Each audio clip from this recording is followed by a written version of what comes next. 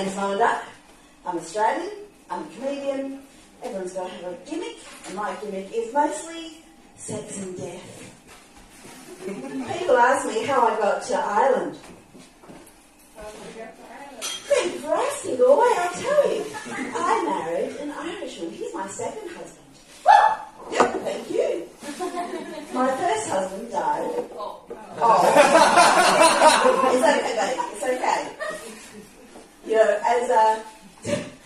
as Tim mentioned, the other West Australian comedian of note said, the only difference between a mental patient and a comedian is a microphone. So let's just work it all out. I can't laugh.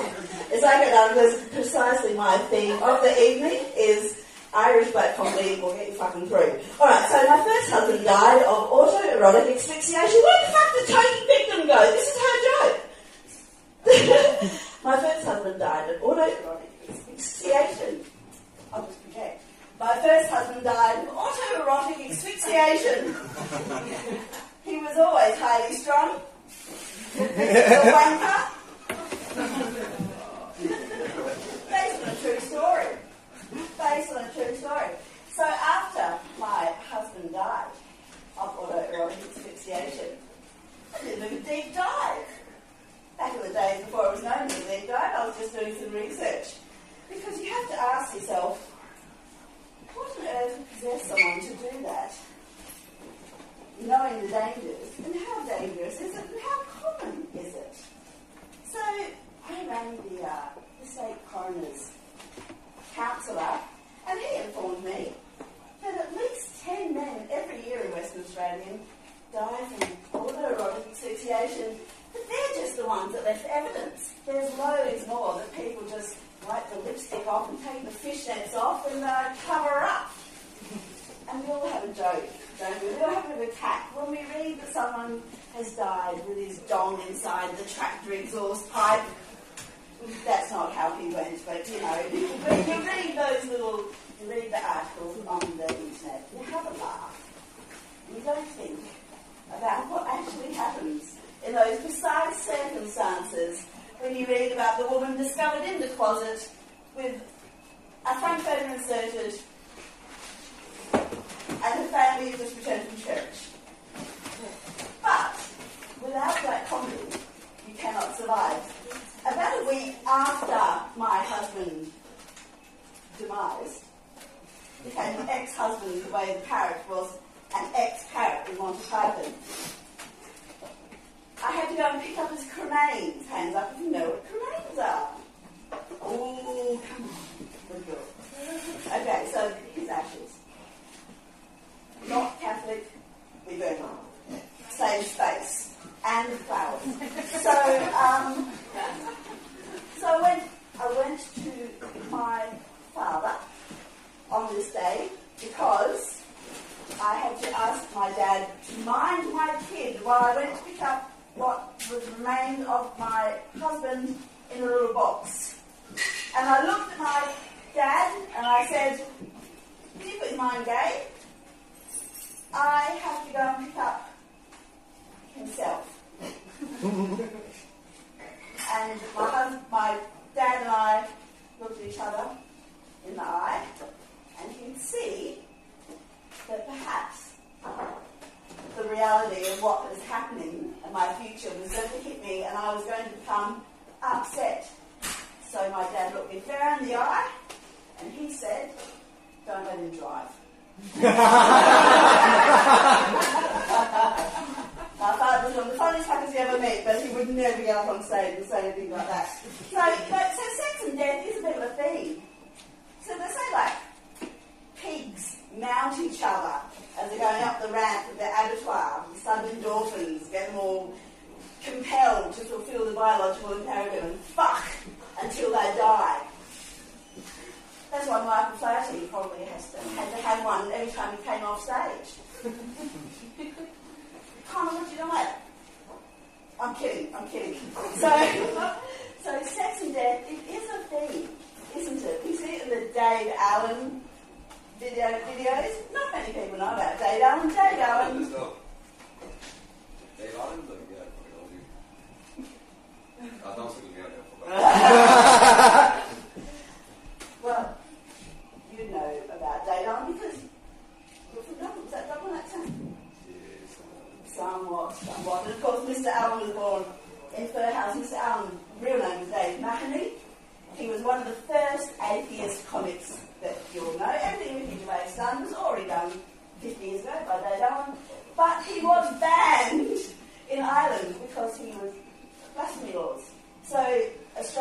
and England knew about Dave Allen before Ireland did. So, sex and death, what can I say? Sex and death. As I said, I have a gimmick. I used to work in a sex shop in Western Australia. So you start seeing the world as opposed to, well, you stop judging people and you become accepting of people's kinks and foibles and the humanity of physical desire and human comfort. But the reality is, we're all going to die. So when I worked in the sex shop, it became common. There were two sex shops. There was one I was in Perth, Western Australia. There were two sex shops. One was in Barrack Street, and one was on one side in the CBD, and one was over the tracks in the red light district. And that's where I worked, baby. And I would text my fellow staff members constantly in the Barrack Street shop between us with things like, well, for a start, I was head bitch. I was in charge of the peep show roster for a while, so I might text an errant stripper, get your ass out of bed, come down here and flash a dash of cash. Afterwards, I think, what have I become?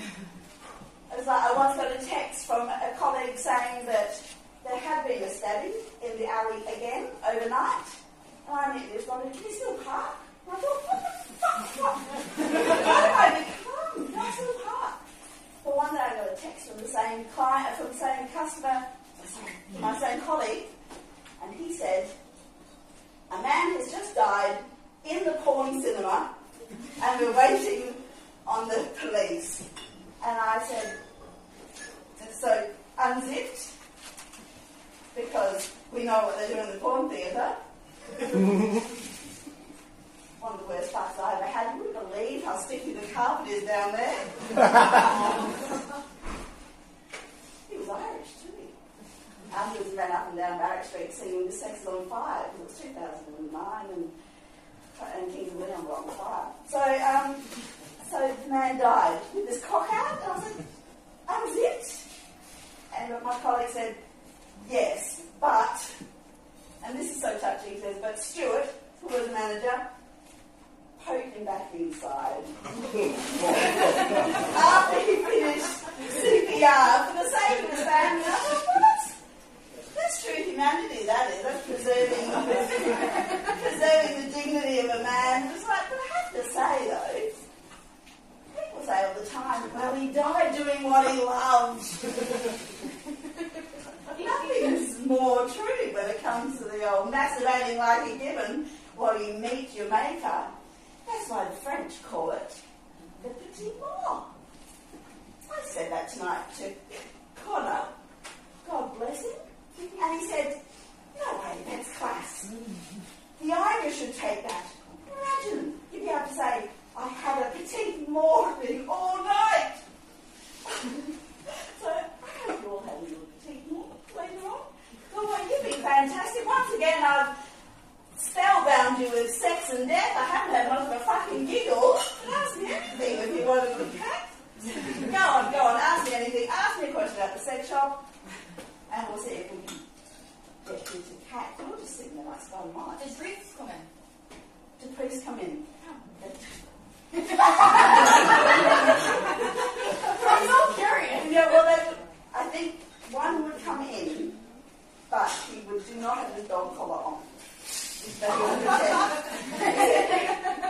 Well, you see, when I worked in the sex shop, it was during 2008, 2009, which is when there were 30,000 Irish visas in Perth. And I think I met every single Irish boy that came into Perth because the red light district drew them because they were so far away from their mammies. And nothing was good. And this was the second wave. The first wave came out and started making the money in the mines. And then the mammy said, there's nothing here.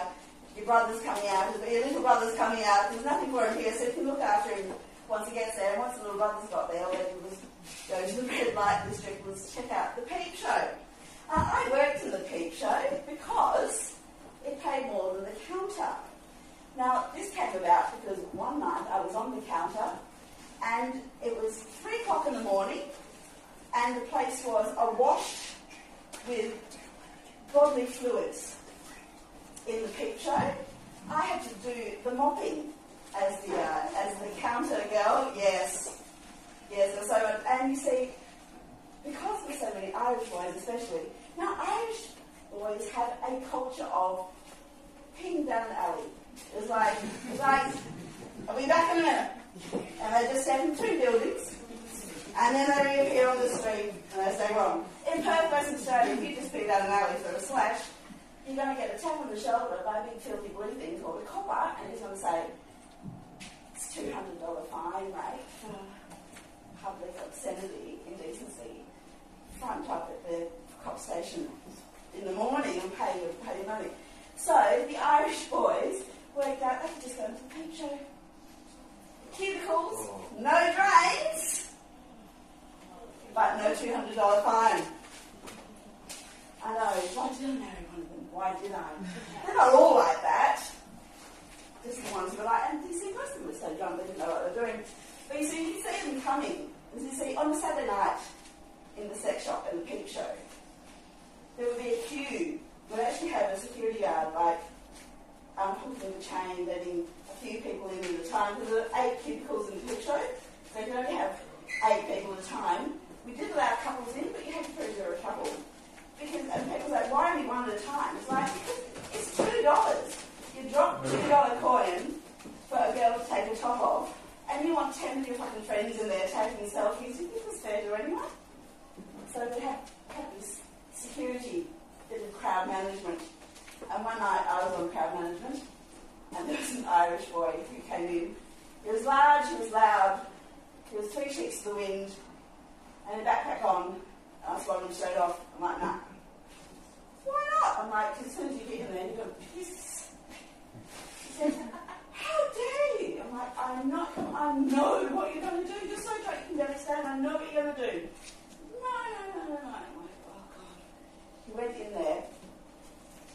So I found the cubicle, a dry cubicle.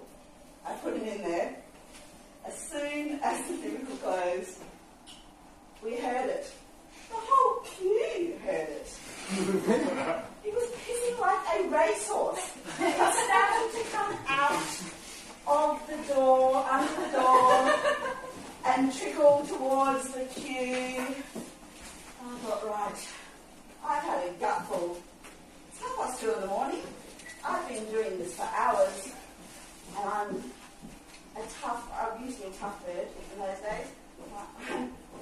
He's going to cop the wrath of all of those boys that have inspired me tonight. So when he came out, I grabbed him by the backpack, and I swung him back in, and I gave him the mop, and I picked up the bucket of pissy coming water. And I said, mop, or you're going to wear it, mate. So he mopped. And I'm standing like this, and I look up, and I meet eyes with the guy standing in front of the queue over the chain. He looks straight at me and goes, it's fucking hot. You want to go in a booth? They're relentless. What has my life become? So, yes, at 3 o'clock in the morning, awash with all of that, 10 quid an hour on the counter.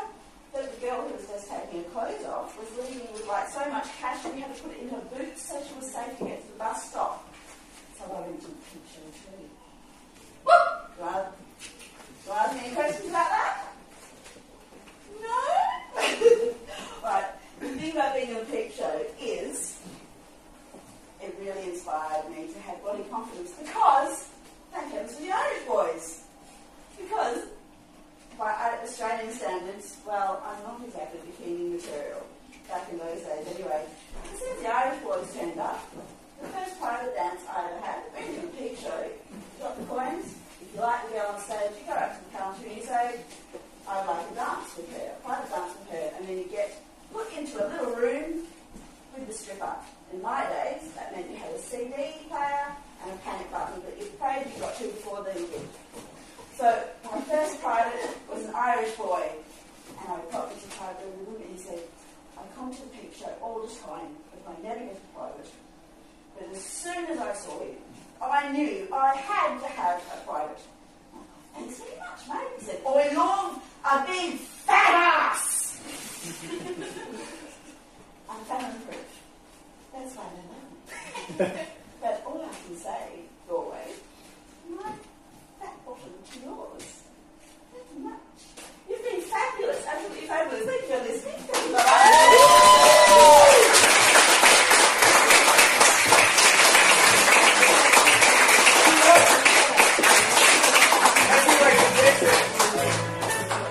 Are you guys ready for love? Yeah! Guys,